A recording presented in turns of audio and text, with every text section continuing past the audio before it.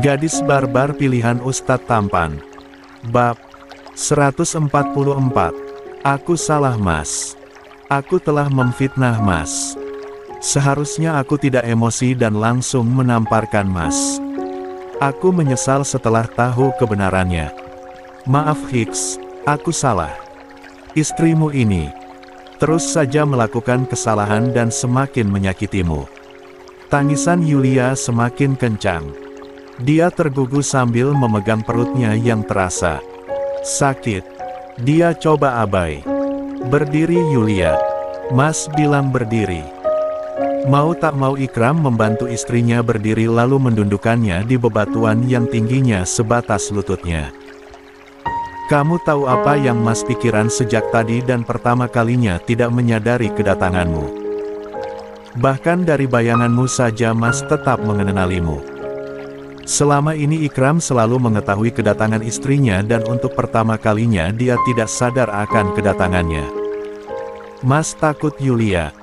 Perbuatanmu pada Mas membuat kamu berdosa dan Mas takut hal itu. Tangisan Yulia semakin kuat saat mendengarnya. Mas hanya memikirkan itu. Datang ke sungai ini buat hati Mas tenang dan Mas ingin mencoba menghilangkan rasa sakit akan tamparan dan kata-kata yang kamu lontarkan agar Allah memaafkan perbuatanmu pada Mas. Mas Ubi. Yulia menutup wajahnya dan terus menangis. Kenapa dirinya selalu saja bodoh dan terus menyakiti hati suaminya? Ya Allah, maafkan kesalahan istriku. Semua salahku sejak awal bukan salah istriku. Enggak Mas, aku yang salah telah memfitnahmu dan memberikan luka di hatimu. Kamu tidak salah, akulah yang salah di sini. Sejak awal Mas yang salah, Zaujati tidak menepati janji. Seharusnya Mas pulang tadi malam dan Mas mengingkari janji Mas, dan dari sana kepercayaanmu pada Mas hilang. Yulia menggenggam kedua tangan suaminya lalu mengecupnya berkali-kali. Apapun alasannya aku tetap salah. Surgaku ada pada suamiku dan aku telah menghancurkan surgaku sendiri. Ikram menggeleng dengan kuat, mengelus kepala istrinya dengan lembut. Surgamu tidak hancur Zaujati. Mas memaafkan perbuatanmu. Insya Allah Mas ikhlas. Lebih menyakitkan melihat kamu menangis seperti ini karena Mas. Jadi jangan menangis lagi. Pria yang memakai koko hitam itu menghapus air mata istrinya.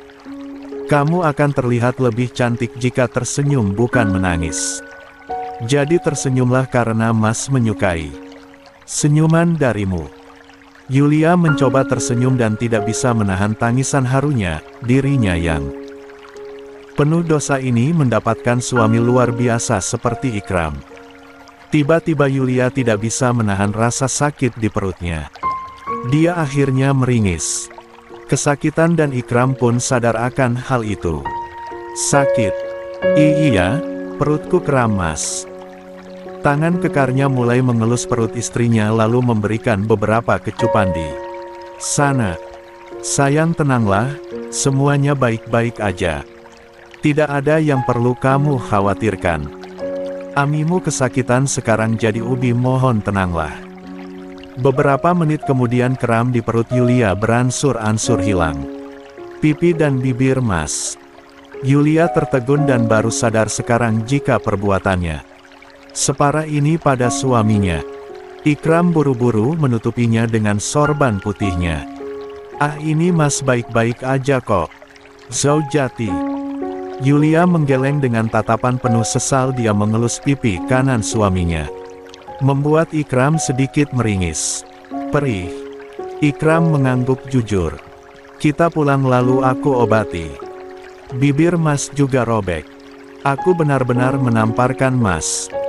Dengan kuat seharusnya aku mendengarkan penjelasan Mas dulu bukannya langsung emosi. Ikram menjatuhkan kepalanya di pundak istrinya lalu tangannya mulai memeluk erat tubuh istrinya. Kamu tahu alamat rumah Manda? Tahu. Untuk apa Mas tanya alamat dia? Mas diam aja, aku yang akan menyelesaikan. Semuanya karena ini masalahku dengannya. Semua kesalahan ini terjadi ulah wanita itu yang ingin menghancurkan pernikahan kita. Kamu lupa, masalahmu juga masalah Mas. Mas akan mendatangi dia dan menyerahkannya ke kantor polisi bersama Bang Hilmi nanti.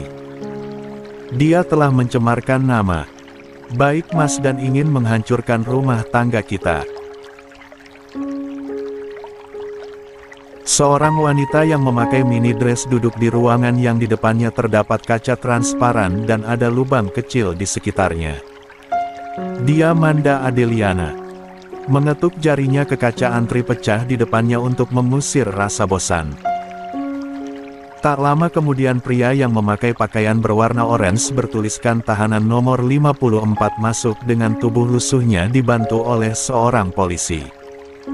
Dia duduk di kursi. Hingga kini mereka berdua saling berhadap-hadapan dengan kaca anti pecah sebagai pemisah.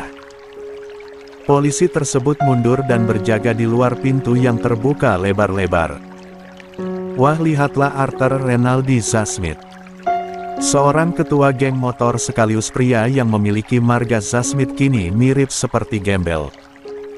Kenapa lo mau temui gue? Kenapa?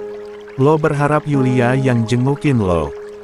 Hahaha, Yulia hidup bahagia Arthur dengan suami kaya rayanya itu.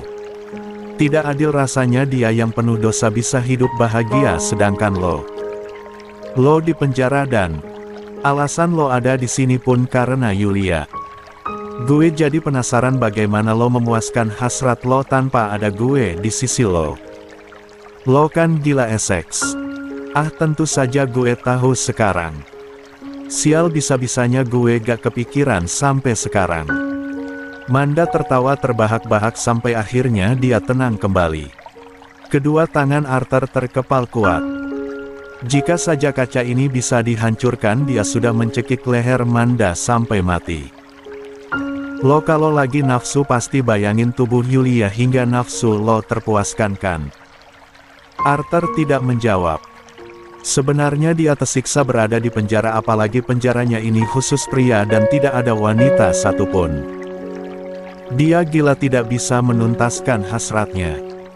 Lebih gilanya lagi ketika ingin membayangkan wajah cantik Yulia, kepalanya kesakitan. Sial. Sebenarnya apa yang salah dengan tubuhnya? Kenapa ia bereaksi kesakitan saat ingin membayangkan wajah yang selalu membuatmu terangsang hebat? Gue akan the point. Gue temui lo, mau kasih informasi penting. Gue akan menjadi istri dari suami Yulia secepatnya. Yulia tentu saja tidak ingin diduakan, pasti akan meminta cerai pada Ikram. Dia kan sejak dulu benci pengkhianatan. Lo juga selingkuh darinya dulu lalu. Putuskan. Setelah lo keluar dari penjara bawa Yulia pergi sejauh mungkin. Suaminya tidak akan melindunginya karena ketika lo keluar status mereka sudah jadi mantan. Bibir Arthur menyeringai begitu menyeramkan. Dia tertawa puas akan perkataan dari Manda. Lo gak cuman hebat dalam memuaskan, tapi lo juga hebat menghancurkan orang lain Manda. Itulah keahlian gue.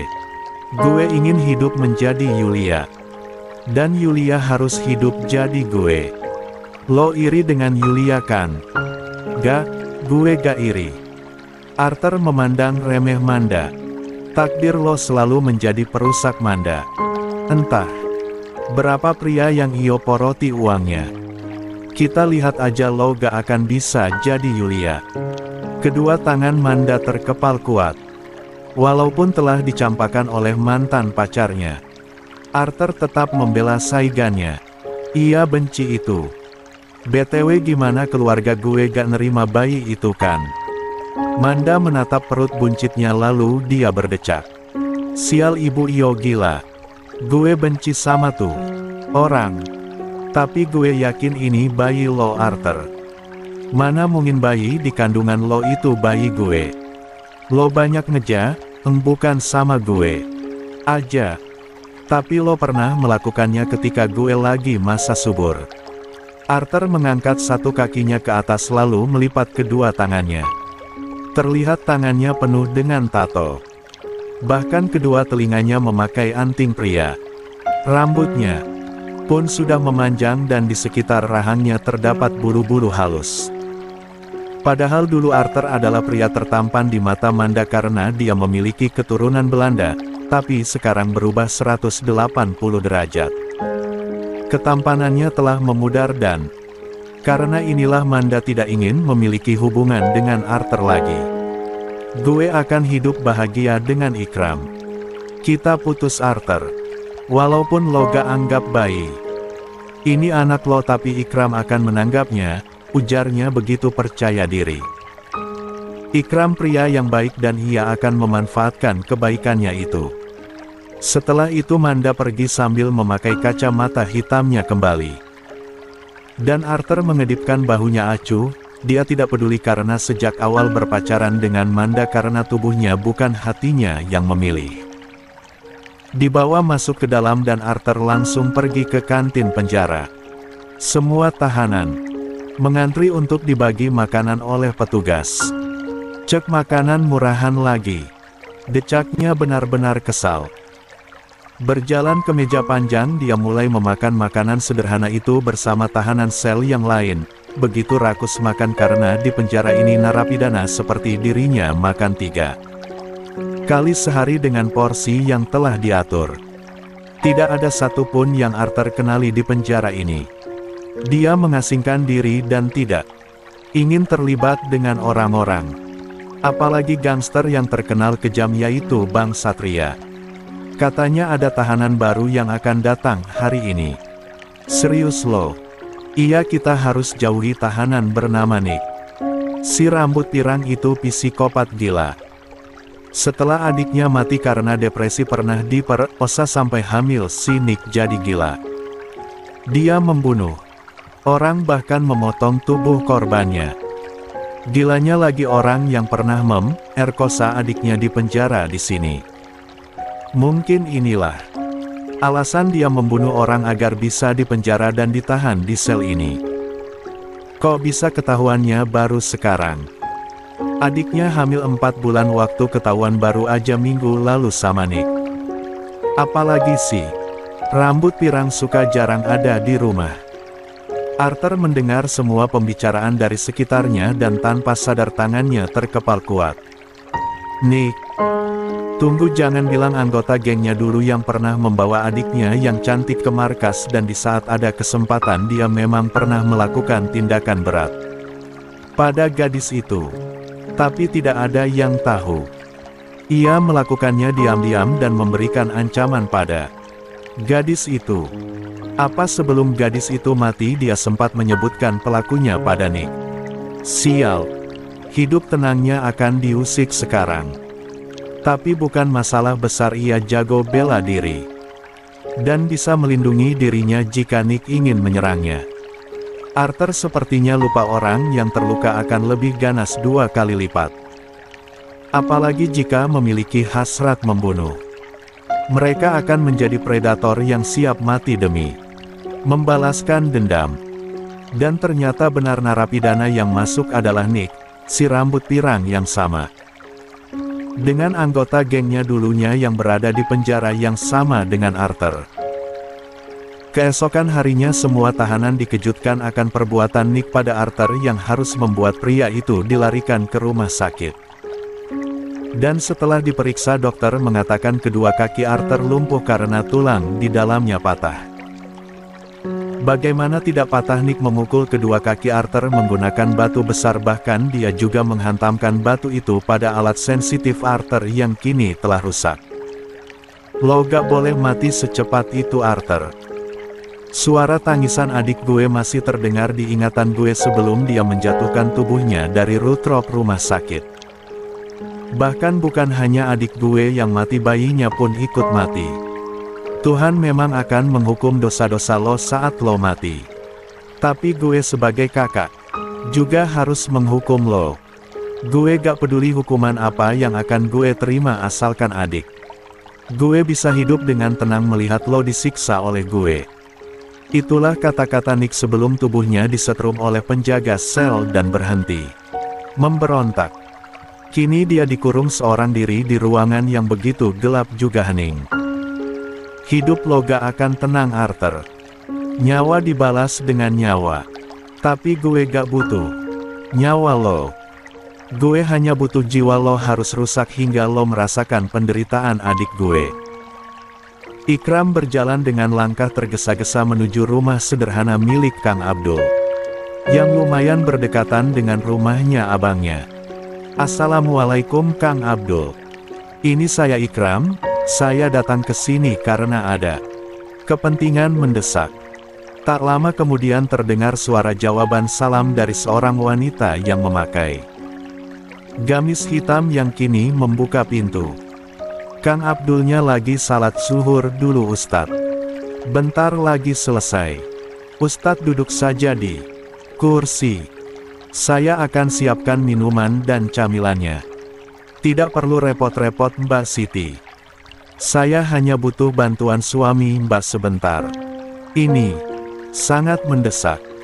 Wanita pemilik tahi lalat di bawah bibirnya itu akan tetap menyiapkan camilan dan teh. Karena mana mungkin dia tidak menyuguhkan makanan pada Ustadz Ikram.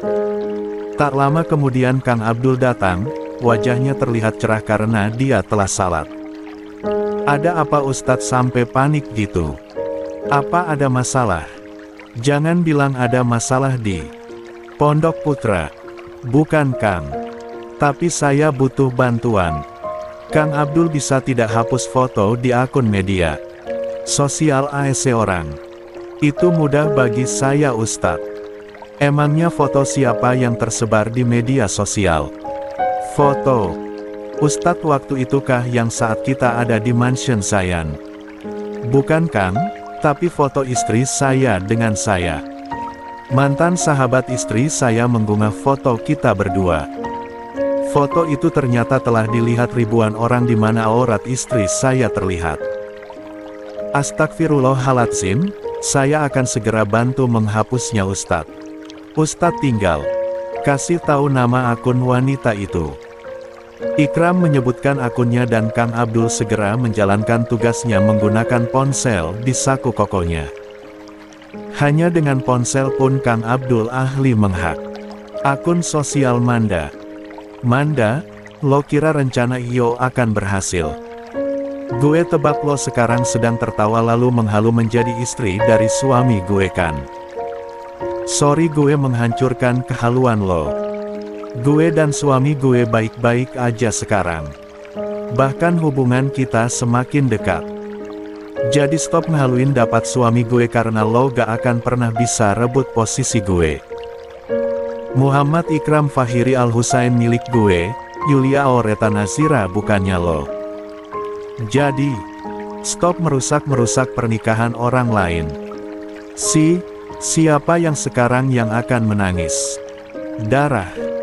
Itulah pesan yang Yulia kirimkan pada nomor Manda setelah dia itu melemparkan ponsel ke sungai hingga kini ponselnya yang lama benar-benar telah mati. Pesan apa yang kamu kirimkan pada Manda sayang? Tanya Ikram yang entah kapan sudah ada di belakangnya dan hal itu membuatnya sedikit terkejut. Mas Ubi kenapa tiba-tiba datang? Untung aku gak punya riwayat jantung jadi aman. Ikram terkekeh kecil lalu duduk di samping istrinya yang kini tengah menatap sungai yang begitu tenang. Jawab sayang, kamu gak aneh-aneh kan kirim pesan ke Manda? Awas aja kamu kirim fotomu tanpa kerudung lagi ke dia. Fotomu yang kemarin kamu kirim ke Manda sekarang telah dihapus karena bantuan dari Kang Abdul.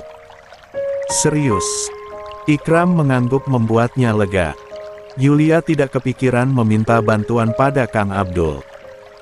Gak kok mas, aku cuman kirim pesan sama dia buat jangan dekat-dekat mas karena kita berdua baik-baik aja dan tidak bertengkar. Ikram mengelus perut istrinya lalu menjatuhkan kepalanya di pundak istrinya. Nanti mas belikan ponsel baru. Asik ponsel baru. Seru Yulia begitu bahagia. Tenang saja kontak di ponsel lamanya sudah dia catat dalam ingatannya. Ingat Yulia ini sangat mudah menghafal nomor kontak yang penting. Hari ini begitu menyenangkan. Mas ingin terus berada di sampingmu, sayang. Aku juga, Mas. Tapi mengenai Manda akan dibawa ke kantor polisi itu jadi. Nanti sore Mas akan pergi ke alamat yang udah kamu kasih sama Bang Hilmi. Seharusnya tadi pagi kita ke sananya, tapi Bang Hilmi ada urusan mendesak. Yulia mengangguk paham. Dia kini mengelus rambut legam suaminya yang beraroma vanila. Suaminya memang selalu memakai samponya sampai sekarang ini. Mungkin aromanya yang manis. Sayang, di sini dingin, sebaiknya kita masuk ke rumah. Kenapa juga kamu sering duduk di sungai ini sendirian? Kalau ada ular berbisa gimana? Kan ada Mas, jadi aku gak perlu takut. Mas kan pawang ular. Ikram tergelak lalu tertawa. Mas bukan Panji si pawang ular, tentu aja Mas gak bisa tangkap ular. Mas cuman bisa mencintaimu aja sayang.